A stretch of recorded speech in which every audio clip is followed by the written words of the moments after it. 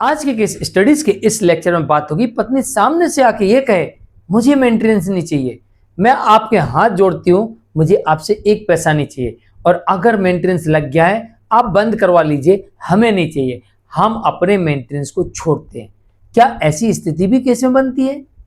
और बनती है तो इसके लिए पति के पास में क्या ऑप्शन होते हैं और पत्नी के सामने ऐसी परिस्थिति क्यों बनती है? आपकी पत्नी कमाती भी नहीं है, बेरोजगार है, उसके बावजूद भी वो ये कह सकती है कि मुझे आपसे एक पैसा नहीं चाहिए।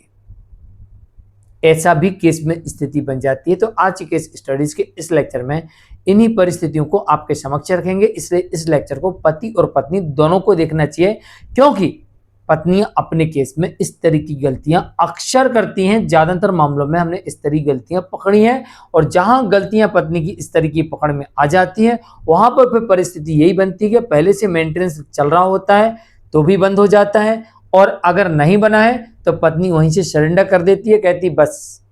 आज के बाद मैं आपसे मेंटेनेंस नहीं मांगूंगी, मैं मांगूंगी नहीं, मुझे चाहिए ही नहीं, और अपना पूरा मेंटेनेंस छोड़ देती है। एक ही बार में मेंटेनेंस खत्म हो जाता है। तो आज के इस स्टडीज के इस लेक्चर में इसलिए मैंने कहा कि पति और पत्नी दोनों को और उनके परिवार वालों को ये जानना जरूरी है। पति को देना नहीं है इसलिए उसको जानना जरूरी है, और पत्नी चाहती कि उसे मिलता रहे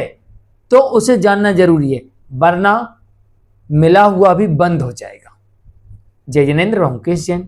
वीडियो को लाइक और शेयर कर दीजिए, और इस तरह जजमेंट्स पाने के लिए दिए गए नंबर पर आप हमें संपर्क कर सकते हैं। चलिए शुरुआत करते हैं। देखिए, मेंटेनेंस के मामले में अक्सर ये होता है, और सुप्रीम कोर्ट की गाइडलाइंस भी 2018 में आई थी। रजीन्स वर्सेस नेहा का जजमेंट जब आया था तो सुप्रीम कोर्ट ने कहा था दोनों पक्षों को अपनी अपनी इनकम के बारे में बताना है,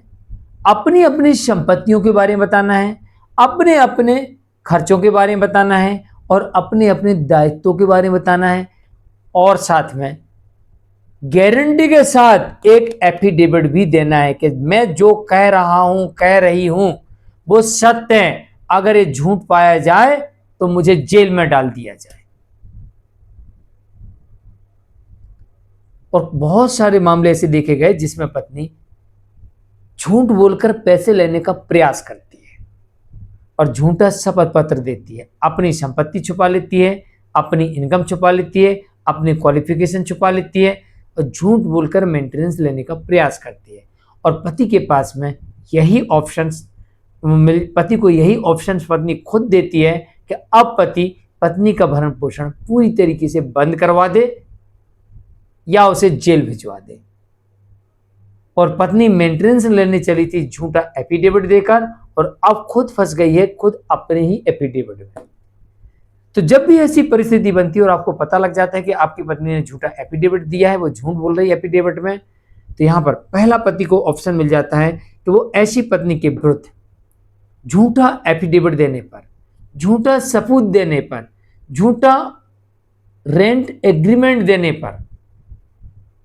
तत्काल ऐसी पत्नी के विरुद्ध भारतीय नागरिक सुरक्षा संहिता 2023 की धारा यानी BNSS की धारा 379, सह धारा 215, और इसके अलावा BNS भारतीय न्याय संहिता 2023 इसकी धारा 227 से लेके 247 के बीच में जो भी सेक्शन बनती है, जैसा उसमें एफिडेविट दिया, कोई सबूत दिए, रेंट एग्रीमेंट झूठा दिया, जो भी उसने झूठ बोला, झूठ दिया एफिडेविट में और सबूतों में, उसके आधार पर तत्काल आवेदन उसी न्यायालय में उसी केस में प्रस्तुत कर दीजिए, और यहीं से पत्नी के बुरे दिन शुरू हो जाएंगे। नंबर 2, अब जैसी पत्नी कहे कि हुजूर हुजूर गलती हो गई, मैं अपना एफिडेविट बदलना चाहती हूँ, मैं अपना रेंट एग्रीमेंट बदलना चाहती हूँ, आप वहीं आपत्ति लगा दो कि जब मैंने आवेदन प्रस्तुत कर दिया आपको दंडित कराने के लिए, आपके ऊपर आपराधिक कार्रवाई दर्ज करवाने के लिए, जैसे ही आपके खिलाफ आपराधिक कार्रवाई दर्ज हो रही वैसे आप कह रही कि नहीं मैं तो अपना एफिडेविट बदलना चाहती हूँ, मैं अपने सबूत बदलना चाहती हूँ, तो भाई क्यों? अरे ऐसे तो आपने मेरे ऊपर 498 वाली दहेज उत्पीड़न की कार्रवाई की,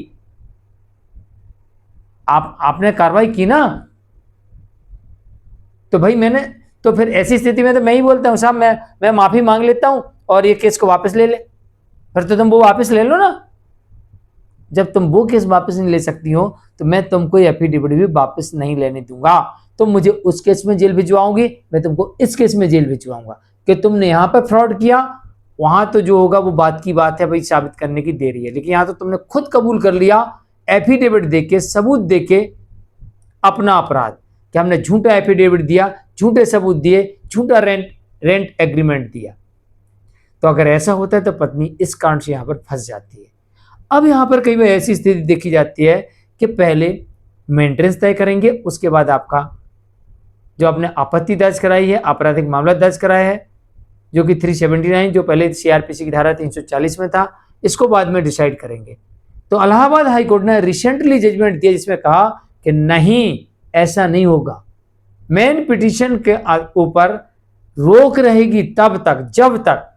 जो बाद में यह आवेदन आया है इसे पहले डिसाइड करना होगा। यह कहा इलाहाबाद हाई कोर्ट ने कि पहले इसको डिसाइड किया जाएगा, इसमें आदेश किया जाएगा, फिर मेंटेनेंस पे आगे आपको बढ़ना है। हाँ, विषम परिस्थितियां होने पर न्यायालय अपने विवेक से मेंटेनेंस तय कर सकती है पहले, लेकिन सामान्य परिस्थितियों में पहले आपके द्वारा जो आपत्ति पत्र लगाया गया उस पर निर्णय होगा। और आपने तो साबित ही कर दिया पहले कि मेरे पास ये सबूत है, ये झूठ बोल रही, झूठे सबूत दिए, झूठा एग्रीमेंट दिया, बस पत्नी फंस गई यहाँ पर। अब पत्नी के पास में कोई दूसरा विकल्प नहीं है, यहाँ पर जुर्माना भी लगेगा और सजा भी होगी। और इसी वजह से पत्नी यहाँ पर बुरी तरीके से फंस जाती है और फिर सामने से ऑफर करती है कि चलो सेटलमेंट कर लेते हैं, मत दो आप पैसा, मत दो मेंटेनेंस, डिसाइड करो, हम अपने केस भी वापस लेते हैं, आप अपना देखो, मैं अपना देखती हूं, बात खत्म। कई बार ऐसा भी होता है कि पति की तरफ से भी कई अन्य केसेस पत्नी के विरुद्ध केस किए होते हैं और वो आपराधिक मामले होते हैं जिसमें पत्नी सहित उसके परिवार के लोग, अन्य लोग भी शामिल होते हैं। और जैसे ही उनके खिलाफ समन पहुंचता है तो पत्नी उस वक्त भी सेटलमेंट के लिए तैयार हो जाती है, क्योंकि उसे अब लगने लगता है कि हमारी गिरफ्तारी होगी, हमारे परिवार वालों की गिरफ्तारी होगी, केस लड़ना पड़ेगा, जमानत करवाना पड़ेगी, बार बार भागना पड़ेगा यहाँ से वहाँ, इससे अच्छा ये है सेटलमेंट कर लेते हैं। और कभी कभी ऐसा भी होता है कि पत्नी को जल्दी दूसरी शादी करने की होती है, या फिर ऐसा होता है कि पति की तरफ से पहले ही ऑफर होता है कि सेटलमेंट कर लेते हैं, केस लड़ने का कोई फायदा नहीं है। या कभी कभी ऐसा होता है कि पत्नी को ऐसा लगने लगता है कहीं ऐसा ना हो कि जो मैं पति के घर से जेवर लेके आई हूँ या चुरा के लेके आई हूँ या उसका उठा के लेके आई हूँ, कहीं ऐसा ना हो कि वो वापस करना पड़ जाए, कहीं फंस ना जाए, या उनके घर में मारपीट करके आई हो या कुछ ऐसा अपराध करके आई हो या घर में चोरी करके आई हो, तमाम चीज़ें हो सकती हैं। तो जहाँ पर पत्नी फंसते हुए नजर आती है वहाँ जल्दी सेटलमेंट होने की संभावना होती है। लेकिन एफिडेविट में कई बार झूठ बोला जाता है, आप उसे पकड़ के आगे बढ़ें और सबूतों के आधार पर साबित कर दें तो ऐसा हो सकता है कि पत्नी सामने से ऑफर दे कि भाई मुझे मेंटेनेंस नहीं चाहिए। ऐसा हो सकता है, कई परिस्थितियां हो सकती हैं। इसलिए मैंने कहा कि पति और पत्नी दोनों के लिए लेक्चर है कि पत्नी को कौन कौन सी गलतियां नहीं करनी है और अगर करती है तो पति के पास में क्या क्या ऑप्शन है और फिर पत्नी को क्या क्या होगा, ये बताने का मैंने प्रयास किया है। आज के लिए इतना ही। नमस्कार।